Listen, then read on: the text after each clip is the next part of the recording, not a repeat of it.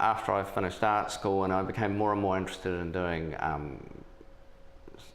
art science projects and particularly wondering if you could have a genuine art science collaboration, because a lot of art science collaborations are not very genuine. They're more of art or they're more science, or the artists fiddling with technology, scientists showing pretty pictures, and really neither have done the time in either culture to kind of understand what an art science collaboration might look like. And I was very interested in doing something that had real value in art and real value in science.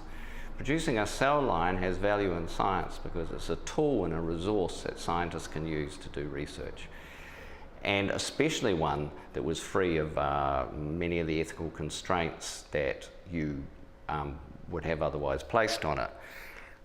And then, of course, just lucky enough to know Billy, and I was thinking about this while I was at an opening, and Billy was in the same room as he tends to be, and I just walked up to him and asked him if he'd like to be immortalized, and he did not hesitate in agreeing to collaborating on a project where we were immortalizing.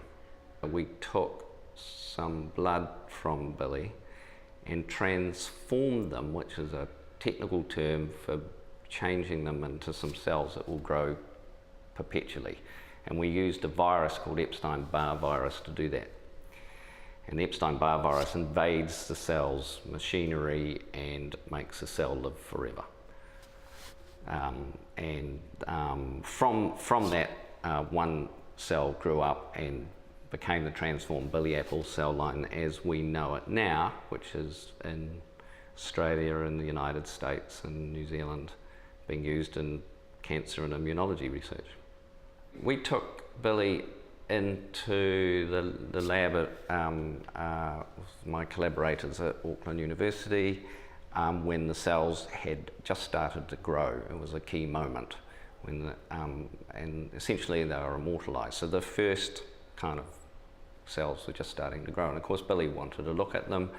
Mary Morrison took a photograph of them that has been shown at a couple of the events, and very interestingly reminiscent of his 1962 photo when he dyes his hair and he's looking in a mirror. So he's looking at himself, his new self. The ethics agreement that Billy has signed allows scientists to do any research with them that they like, as long as it's within the ethical boundaries of normal research. And at the moment they're being used to study immunology and cancer research, but they're also available to artists, other artists who might want to make a work out of Billy. They've been lodged with the American Type Culture Collection in the United States, which is a biological tissue data bank. I believe that these cells are the first artwork to be stored by ATCC. So they're available to you if you want to do a work with them, scientist or artist.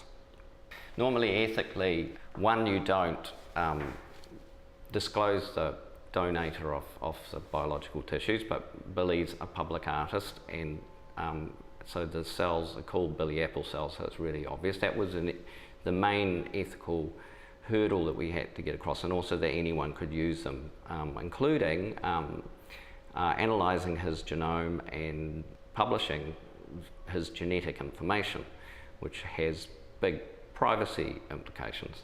Ethically, this is just, it's not done. It's one of the things that people who donate their tissues for science do not want their information shared with their bosses, spouses, families, health insurance companies, and things like that. So it's very important. But Billy, I think I've always referred to him as an artist who is sort of stepping bravely into the future in this regard.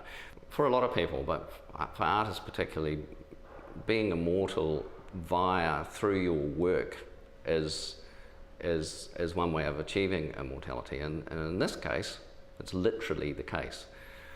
But there are so many different levels to what immortality can mean. most people really, when they're thinking of themselves, are thinking about their memories, their experiences, and who they've developed into. A lot of that is determined by their genetic makeup. So perhaps Billy is potentially immortalised in that regard as well. Who knows in the future?